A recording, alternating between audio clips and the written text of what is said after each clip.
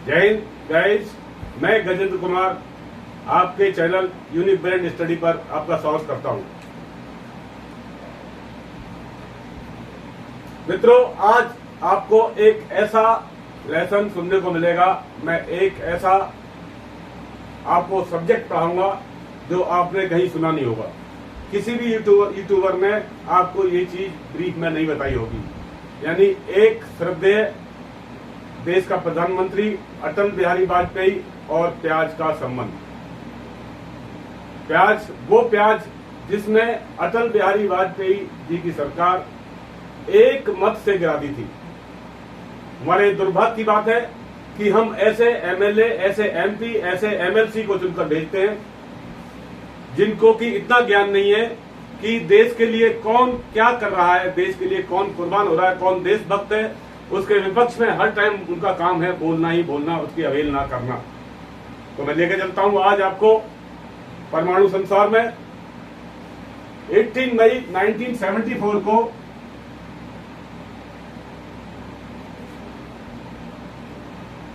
श्रीमती इंदिरा गांधी ने परमाणु बम का परीक्षण किया था, जिस बम का नाम था स्माइलिंग बुद्धा।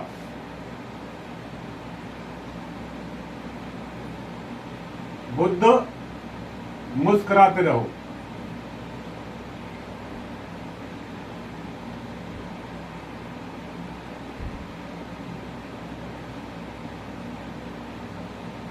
यानी स्माइलिंग बुद्धा।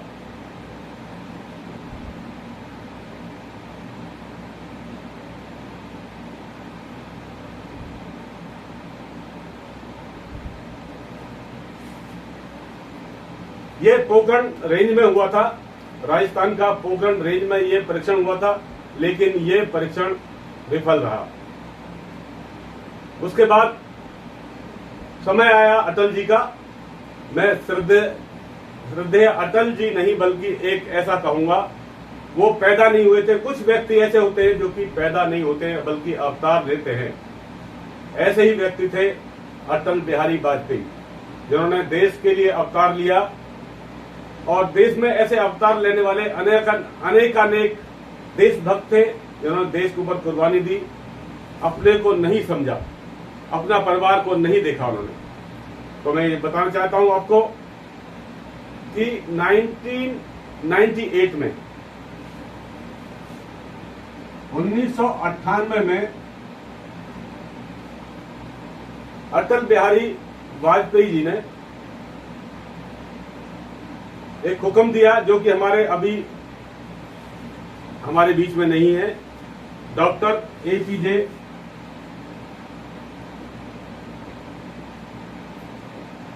अब्दुल कलाम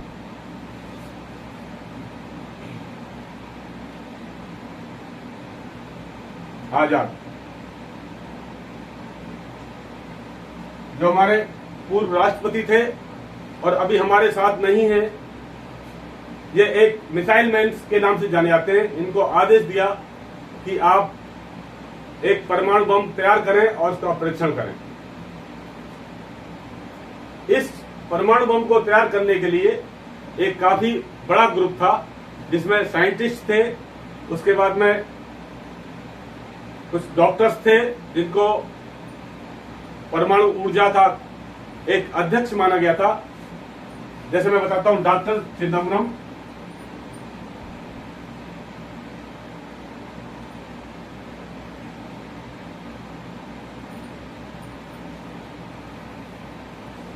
इसके बाद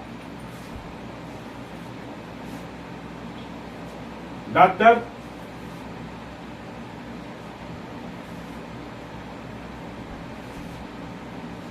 के समाथन,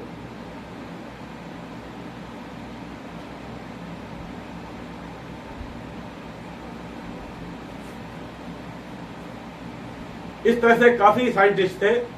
इनके अलावा हमारी फौज थी जिसके कमांड कर रहे थे कर्नल उमंग Kapoor.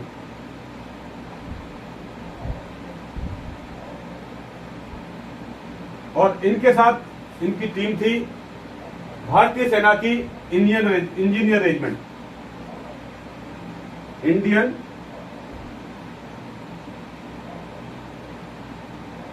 Engineer regiment.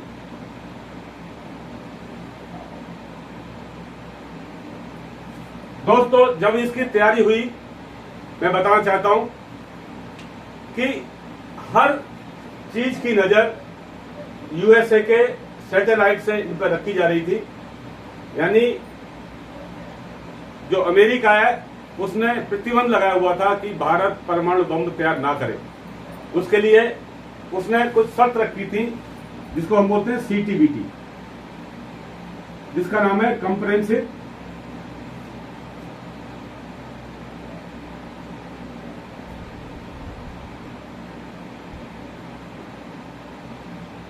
Test band TT.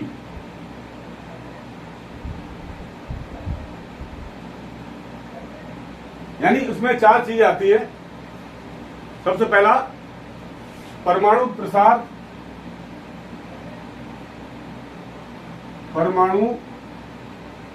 प्रसार संधि।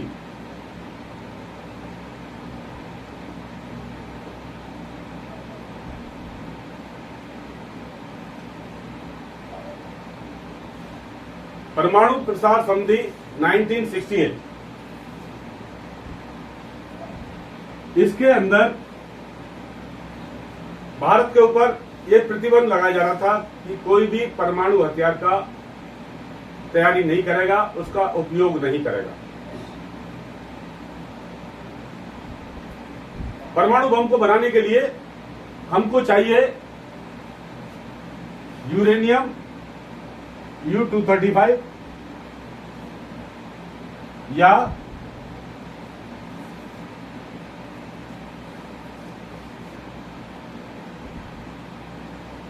Plutonium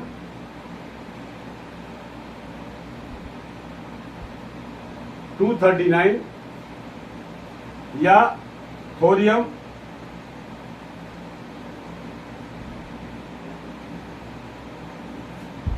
U-233। ये चाहिए था, जबकि ये हमारे पास अवेलेबल नहीं था, हमको दूसरे देश से लेना था। इसकी आवश्यकता पड़ती है हमें बिजली बनाने के लिए। हम बिजली बनाने के लिए दूसरे देशों से इसको खरीदते हैं और अपनी बिजली की तैयारी करते हैं। अपने देश के लिए बिजली का इस्तेमाल करने के लिए हम प्लांट्स में देते हैं, जिससे कि हमें देश को बिजली मिलती है और हमारे खेतों में और घरों में और डोमेस्टिक बिजली का खर्चा होता है। लेकिन क्योंकि ये हमारे पास अवेलेबल नहीं था, इनको बचत करने के बाद, यानी काफी बचत किया गया और इसको स्टोर रखा गया, और स्टोर रखने के बाद में परमाणु बम का तैयारी की गई। परमाणु बम जैसा बता रहा हूं कि ये टीम थी काफी, इसमें 15-20 साइंटिस्ट थे। उसके बाद में हमारी फौज के उमंग कपूर कर्नल और उनके साथ थी इंजीनियर रेजिमेंट। दोस्तों, बड़े दुख की बात है, देश सेवा के लिए पता नहीं क्या क्या करना पड़ता है। जब से ये तैयारी शुरू हुई, परमाणु बम की परीक्षण के लिए तैयारी शुरू हुई, 1 साल करीब लगा इसमें। 1 साल के भीतर जो इनकी रेजिमेंट के जितने जवान थे, मैं एक खुद सैनिक रह चुका हूं, मैं बताना चाहता हूं कि इन जवानों की 1 साल तक छुट्टी बंद कर दी गई। इन जवानों के 1 साल तक फोन बंद कर दिए गए। इन जवानों के 1 साल तक खत बंद कर दिए गए, यानी घर से इनका संबंध बिल्कुल बाईकाट कर दिया गया सिक्योरिटी पॉइंट ऑफ व्यू से, जिससे कि ना बता सके कि हम क्या कर रहे हैं और क्या करने जा रहे हैं, हमारे देश में क्या होने वाला है। तो इस पीरियड में, इस दौरान में इनके सैनिकों के, मैं कहना चाहता हूं, इन सैनिकों के 1 साल में किसी का बाप मरा होगा, किसी की मां मरी होगी, किसी की बहन विधवा हुई होगी, किसी का भाई कहीं गया होगा, क्या क्या कहां दुखद घटना हुई होगी, लेकिन इनका कोई पता नहीं था कि ये कहां पर है। इन सैनिकों का कोई पता नहीं था कि पता नहीं था कि ये कहां पर है, कहां नहीं है। इतना बड़ा त्याग, मैं नमन करता हूं इस रेजिमेंट को। इसके बाद तैयारी की गई दिन में, क्योंकि ऊपर जितने भी सैटेलाइट लगे हुए हैं इतने सेंसिटिव हैं, इतने तेज हैं कि नीचे लगे हुए नेम प्लेट को पढ़ सकते हैं कि कौन आदमी कहां घूम रहा है और इसका नाम क्या है। इतने तेज ऊपर सैटेलाइट लगे हुए हैं, लेकिन दिन में ये पूरी टीम एक गेम खेला करती थी। यानी फौजी ड्रेस पहनने के बाद में जितने भी साइंटिस्ट थे सबने फौज की ड्रेस पहनी हुई थी। उस ड्रेस को हम बोलते हैं कॉम्बैट ड्रेस।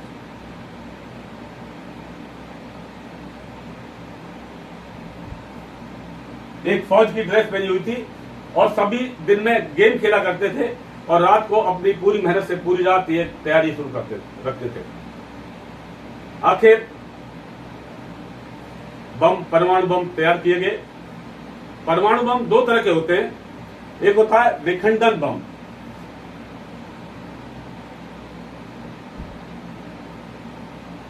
विखंडन बम जिसको हम बोलते हैं फ्यूजन बम।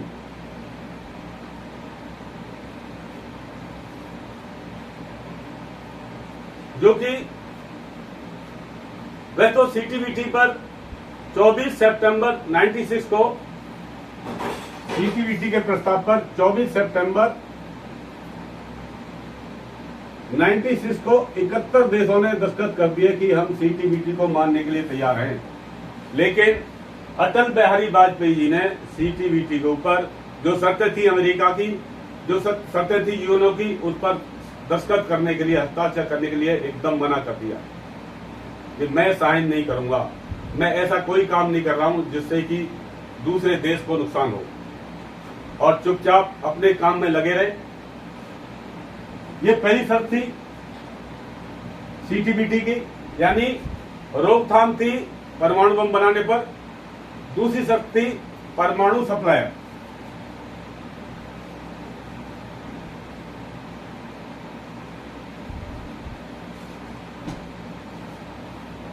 परमाणु सप्लायर ग्रुप।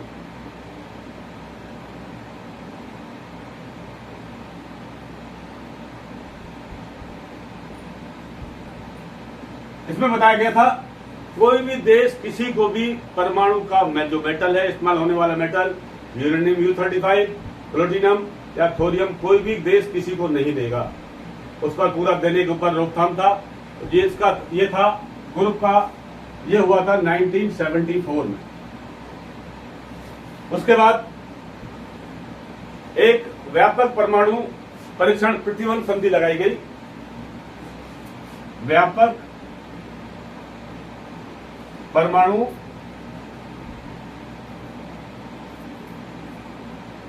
प्रतिबंध संधि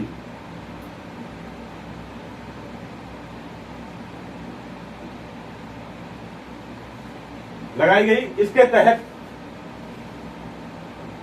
परमाणु का बम बनने के बाद उस विस्फोट करने पर पूरी रोक थी। यानी कोई भी आदमी विस्फोट नहीं करेगा, कोई भी देश विस्फोट नहीं करेगा, यानी विस्फोट के ऊपर पूरी संधि थी। विस्फोट नहीं करेगा, इसके ऊपर पूरा रेस्ट्रिक्शन लगा हुआ था। और चौथा था IAEA। इसके तहत आता है कि यदि परमाणु का इस्तेमाल करना पड़े, ये 1957 में हुआ था, यदि इसको इस्तेमाल करना पड़े तो शांतिपूर्ण उद्देश्य के लिए परमाणु बम को इस्तेमाल किया जाएगा। तो हम तो शांतिपूर्ण देश में रहने वाले हैं, हम शांति ही बरतते हैं। अपनी शांति के लिए परमाणु को तैयार किया, परमाणु बम को तैयार किया। आप ये देखते हैं कि अटल बिहारी वाजपेयी से पहले देश का कोई नाम निशान नहीं था, सब आप दिखाते थे। लेकिन जब हम परमाणु शक्ति युक्त हो गए तो सारे देश हमसे डरने लगे। यहां तक कि जो अपने को खान समझते थे वो भी आकर हमको नमस्कार बोलते हैं। आज हम, यही कारण है कि देश के विश्व गुरु हैं। तो एक ऑपरेशन रखा गया जहां पर ये परमाणु बम का परीक्षण होना था। उस ऑपरेशन का नाम दिया गया ऑपरेशन शक्ति।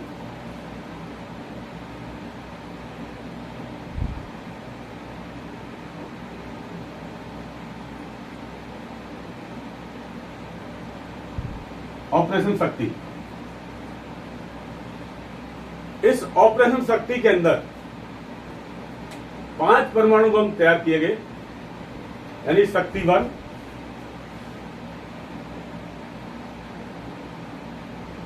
1, 2, 3, 4 एंड 5, ये 5 बम तैयार किए गए। इनके साथ में जो ये टीम थी, इनके साथ में एक और थे स्क्वाड्रन लीडर,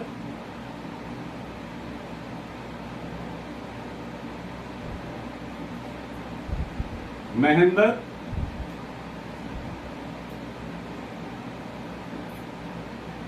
प्रसाद शर्मा।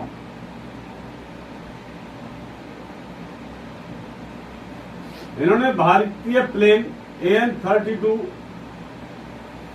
ले जाकर इन परमाणु बमों को एस्टेब्लिश कराया था।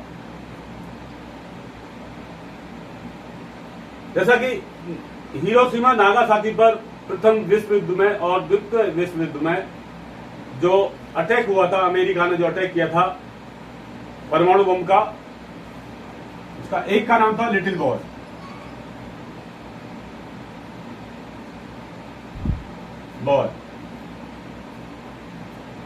और इसकी क्षमता थी सिर्फ 11 टन TNT, यानी इतना इसके अंदर एक्सप्लोसिव भरा हुआ था बस। इससे 4 गुना क्षमता वाला हमारे परमाणु तैयार हुए। मैं बता रहा हूं, जब इसकी क्षमता इतनी थी, इससे क्या हुआ, इसके 50 साल बाद जब यह परमाणु गिरा हिरोशिमा नागासाकी पर, 50 साल बाद तक इस देश में विकलांग पैदा होते रहे, यानी किसी की बाजू नहीं है, किसी के पैर नहीं है, कोई विकलांग हो रहा है, कोई अंधा पैदा हो रहा है, कोई काना पैदा हो रहा है। ये 50 साल तक सिलसिला चलता रहा। लेकिन और अभी भी उसका अंश है, हेरिडिटी कैरेक्टर अभी मिलते हैं। लेकिन मित्रों, जो ये तैयार किया था, ये इससे 4 गुना भारी हमारा परमाणु बम था। इस परमाणु बम का परीक्षण सबसे पहले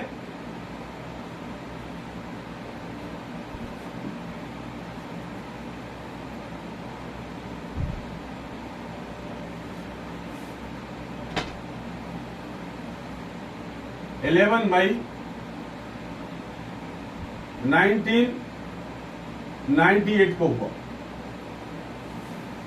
यानी अटल बिहारी वाजपेयी दिल्ली में बैठे हुए थे, पूरी रात सोए नहीं। दिन में 2:43 पर इस बम को छोड़ा गया, और जब ये बम छूटा तो 220 फीट इसने गड्ढा कर दिया जमीन में। 220 फीट, यानी इतना ऊर्जा निकल रही थी। आपने देखा कि हिरोशिमा वाले पर इतनी ऊर्जा निकली थी कि अभी तक उसका 50 साल तक अभी तक ये अभिशाप चलता आ रहा है। लेकिन ये 4 गुना इतना ज्यादा सक्षम था, तो इसकी कितनी ऊर्जा निकलेगी और कितना ही ये हार्मफुल होगा, कितना नुकसान देगा, इसको मैं आपके बाद में बताऊंगा, और इसको ले चलते हैं हम आगे। लेकिन इसको बचाने के लिए क्या किया गया उसको हम देखेंगे। इसके बाद शक्ति 1, शक्ति 2 और शक्ति 3 तो 11 मई 1998 को छोड़ा गया, यानी 11 मई 1998 को इनको छोड़ा गया, जिससे कि सारे देशों में मालूम पड़ गया कि हिंदुस्तान परमाणु परीक्षण कर रहा है। लेकिन अटल बिहारी वाजपेयी ऐसे पुरुष थे जिनका इरादा अटल था, चाहे कुछ भी हो जाए लेकिन हम बदलेंगे नहीं। पहले परमाणु बम जहां छोड़ा गया उसका नाम दिया व्हाइट हाउस,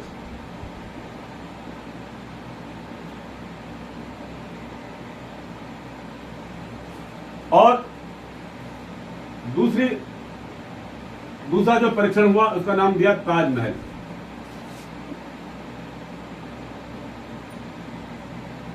तीसरा जो लास्ट परीक्षण 13 को हुआ था, 13 मई को हुआ, यानी 13 मई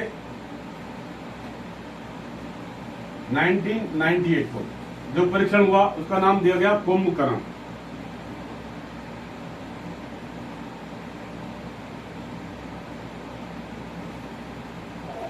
ये सारे सफल परीक्षण थे। इसके अंदर 4 बम हमारे प्लूटोनियम के और 1 बम थोरियम का था।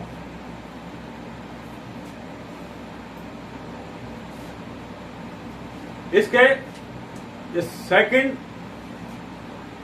जो परीक्षण हुआ इसका टाइम था रात का 12:21। इसका परीक्षण किया गया। लेकिन देखते हैं, जब इतने डेंजरस परमाणु बम हैं, नामी परमाणु जिसको सुनकर ही आप लोगों को दिल में एक ऐसा मालूम पड़ेगा पता नहीं क्या होने वाला है। तो इनके अंदर से क्या होता था, किरण निकलती थी, अल्फा, बीटा और गामा। ये किरण निकलती थी। इन किरणों से, गामा एक ऐसी किरण है, इसके इफेक्शन से ये आदमी के अंदर पेनिट्रेट कर देती है, यानी छेद कर देती है। इस तरह इतने तेज गति से चलती है गामा रेज, जो कि आदमी के अंदर पेनिट्रेट कर देती है। यदि कम रेशो आए तो आदमी के अंदर कैंसर का इफेक्ट एकदम कर देती है। इसको रोकने के लिए वायुमंडल के अंदर यदि सूर्य से किरण आती है, गामा किरण आती है, इसको रोकने के लिए, सूर्य से आने वाली किरण को रोकने के लिए वायुमंडल में एक ओजोन लेयर्स है जो इसको रोकती है। लेकिन यह परीक्षण जमीन पर हो रहा था तो इसका फैलना स्वाभाविक था। इसको रोकने के लिए क्या किया गया, पूरे देश की प्याज को ट्रेनों में भरकर, जितनी भी प्याज थी इस देश की, ट्रेनों के अंदर भरकर पहुंचाया गया पोखरण रेंज में, और इनके जैसी परीक्षण हुआ इसके ऊपर डाल दिया गया, जिससे गामा रेंज का इफेक्ट क्या हो गया, खत्म हो गया। अदरवाइज हमारा देश ही नहीं, संसार का कोई भी व्यक्ति नहीं बचने वाला था, जितना इसका ऊर्जा थी। मैं कहता हूं इसका टेम्परेचर 5 करोड़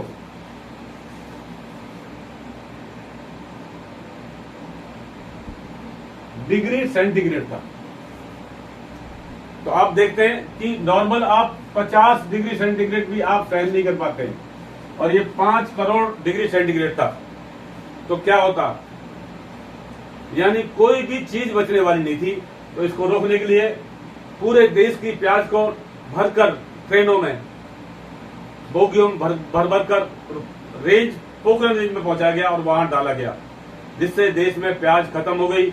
और इस गद्दार नेताओं ने, वामपंथियों ने, कांग्रेसियों ने यह फैला दिया कि प्याज को ब्लैकमेल कर दिया है। इन्हें मतलब नहीं था कि देश में क्या हो रहा है, क्या होने वाला, देश का क्या परीक्षण हो रहा है, देश किस हालत में पहुंचा है।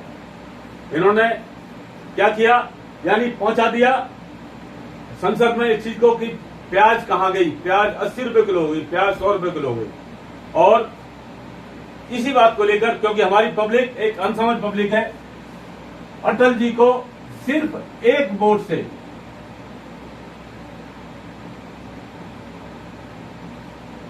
एक वोट के विश्वास मत से हटा दिया गया। एक ऐसा नेता जिसने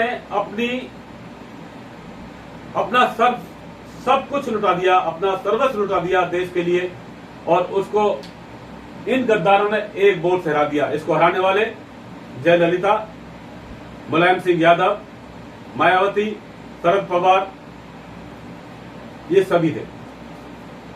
तो दोस्तों, मैं ये कहना चाहता हूं कि सबसे पहला मेरा देश है,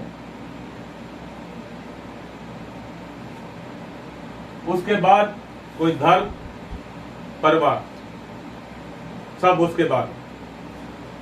सिर्फ हमारे लिए देश को प्रायोरिटी देनी है, और अटल जी ने देश को प्रायोरिटी दिया। मैं ऐसे श्रद्धेय अटल जी को बार बार नमस्कार करता हूं, बार बार नमन करता हूं। मित्रों, मेरा जो बताया हुआ यदि आपको अच्छा लगा तो इसको सब्सक्राइब करें, लाइक करें, कमेंट्स करें और शेयर करें, अदरवाइज डिसलाइक कर दें।